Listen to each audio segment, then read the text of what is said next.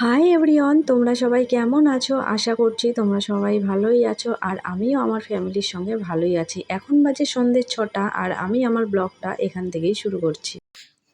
Nice. Ayush কেমন হয়েছে খেতে? কেমন হয়েছে? নাইস। হাত দিয়ে বলো নাইস।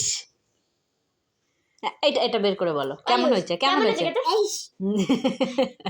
আবার বলো কেমন খেতে হয়েছে। আগে খেয়ে নিয়ে। হ্যাঁ, কেমন লাগছে? এবার কেমন হয়েছে খেতে? হ্যাঁ, হ্যাঁ? এইদিকে তাকিয়ে বলো, এইদিকে তাকিয়ে আমার দিকে তাকিয়ে বলো কেমন হয়েছে। এইদিকে তাকাও আমার দিকে, এরম নাইস বলো। আয়ুষ, আয়ুষ, আয়ুষ, আমার দিকে তাকাও। কেমন হয়েছে খেতে? নাইস।